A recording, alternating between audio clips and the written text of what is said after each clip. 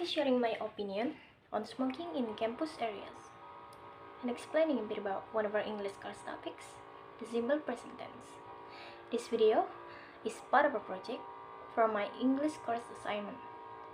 Don't forget to click the like and subscribe button. And let's get started. Good morning, respected teachers, faculty members, and beloved students. Before I begin, let me introduce myself. My name is Rachma Syakira, and I'm currently a student of Accountancy Department at Bina Sarana Informatika University. Today, I am honored to have the chance to share my thoughts on an issue that affects us all, smoking in campus areas. Thank you for giving me the opportunity to speak on an important topic that affects each of us here on campus. Today, I want to share my views on the issue of smoking in campus areas. An issue that not only impacts individual health, but also the environment we all share. As we know, smoking has long been a topic of debate. While some may say it's a personal choice, I believe that smoking in public space like our campus can have significant consequences for both smokers and non-smokers alike. Firstly, it is important to consider the health impact on everyone present. When people smoke in public or communal areas, secondhand smoke affects everyone nearby. Whether they choose to smoke or not, secondhand smoke contains harmful chemicals that can increase the risk of respiratory illnesses, allergies, and even serious conditions like cancer. We all come to campus to learn and to grow, and we should have a safe and healthy environment to do so. By allowing smoking in campus areas, we unintentionally expose many students, staff, and visitors to this health risk. Moreover, smoking areas often create a negative impression of our campus.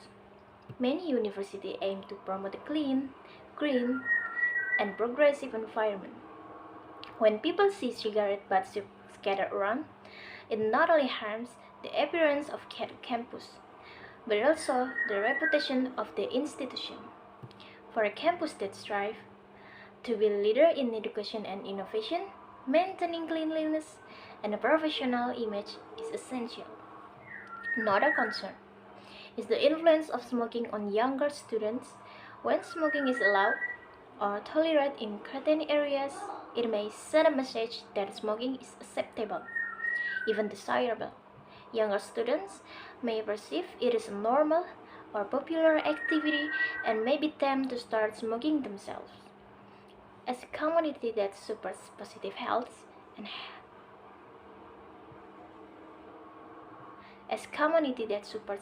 habits and healthy choice, we have a responsibility to protect each other from influences that could lead to addiction or health problems in the future. In conclusion, I believe that smoking should be restricted or even banned in campus areas. We should work together to create designated smoking zones. There are far from places where students and staff gather. This solution respects the choice of those who smoke, while also protecting the well-being of the broader campus community. Thank you for listening, and let's work together to make our campus a healthier, safer, and more positive environment for all.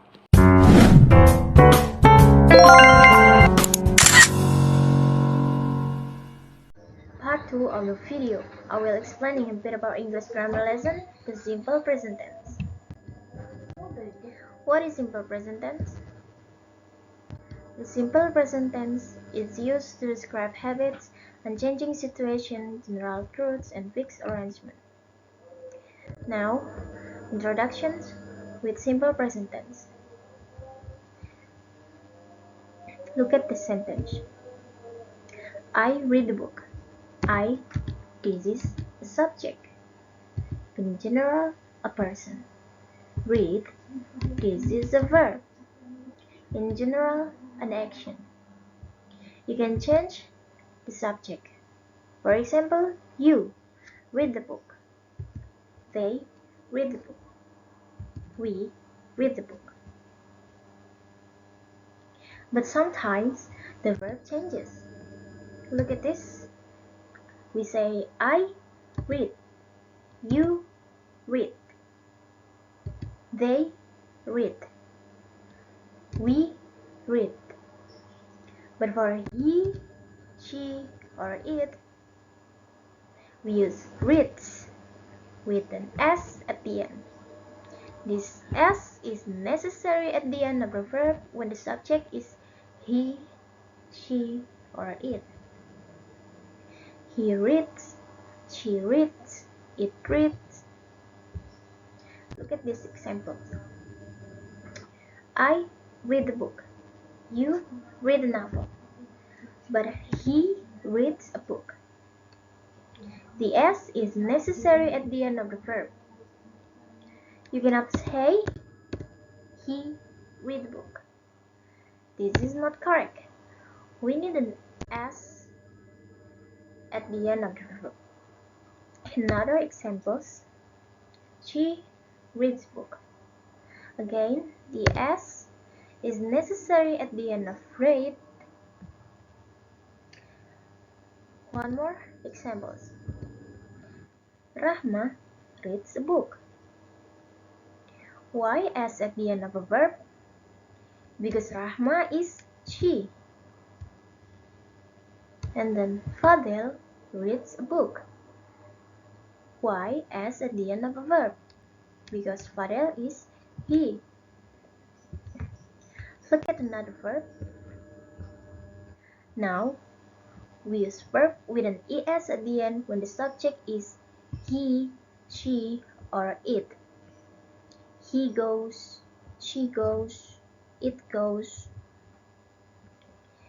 Use es at the end of a verb when verbs end in o, ch, sh, x, and ss.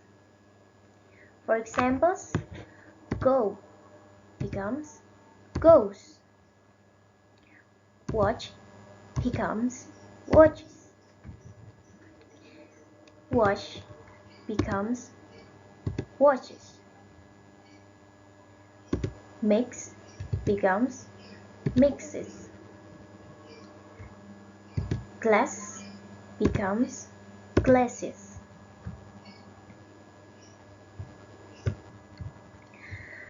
But when the verb ending in y after a consonant,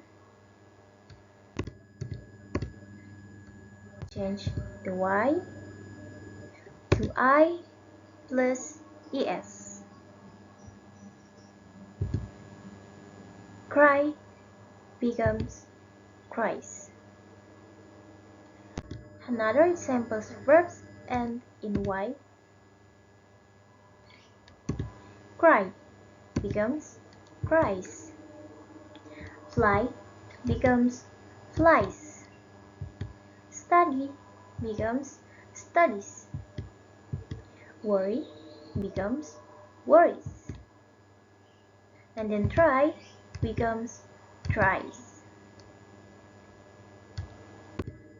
Look at the sentence. This is an affirmative sentence. How can I make this a negative sentence? In English, use don't or doesn't to make a negative sentence in the simple present tense. I read the book become I don't read the book. Don't. It is show that the sentence is negative. We don't say I know read the book. This is not correct. What is the difference between don't and doesn't? Look at this chart. When the subject is I, you, they, and we use don't before the verb. When the subject is he, she, or it, we use doesn't before the verb. Look at the examples of the verb of read. We say I don't read, you don't read, they don't read, we don't read, For example, the affirmative sentence, I read the book. What is the negative form? The negative is, I don't read the book. Another examples, the affirmative, they read the book. What is the negative form? The negative is, they don't read the book. But look at this affirmative sentence. He reads the book. What is the negative form of this sentence? This negative sentence is, he doesn't read the book. There is no at the end of read in the negative sentence. Look at another simples. She reads book. What is the negative form of this sentence? The negative sentence is, she doesn't read a book.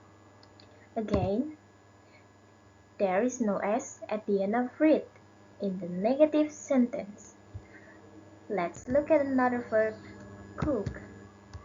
The affirmative sentence is, they cook rice. What is the negative form of the sentence? They don't cook rice. In this affirmative sentence, she cooks rice. We need the s at the end for the third person in affirmative sentence.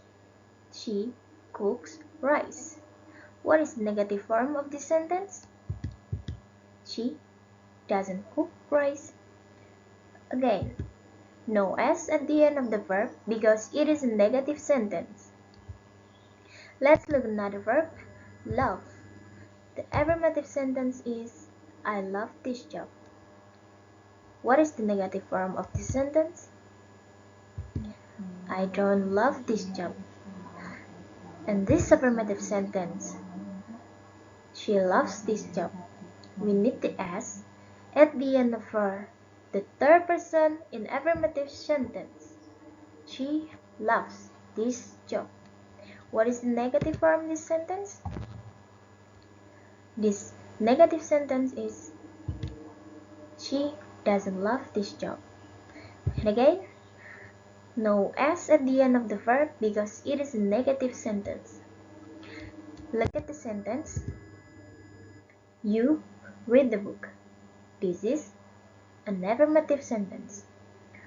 What is the question? Do you read the book? In English, use do or does to make a question in the simple present tense. Look at this chart. Do is used for questions with I, you, they, and we. And does is used for questions with he, she, or it. For example, the affirmative. She reads a book. There is an s at the end of reads because the subject is she and it is an affirmative sentence. What is the question? Does she read a book? Another example. You love this job. This is an affirmative sentence. How can we change to this question? Do you love this job? The do tells us it is a question. And another affirmative sentence. He loves the car. Again, there is an s at the end of loves because the subject is he and it is an affirmative sentence. How can we change this to the question? Does he love the car? Now, I have exercise.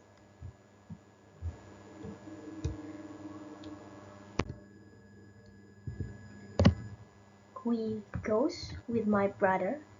What's wrong in the sentence?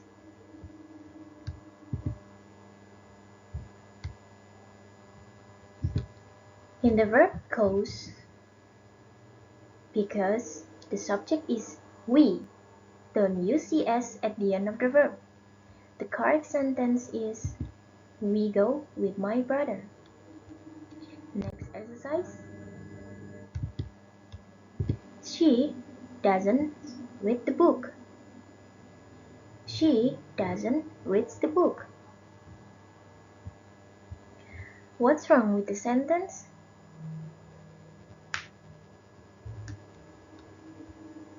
When the negative sentence subject is she, don't use s at the end of the verb. So, the correct sentence is, she doesn't read the book. The last exercise, he watched TV. What's wrong with the sentence? This sentence use verbs end in ch because the verbs end in ch use es at the end of the verb. The correct sentence is, he watches a TV.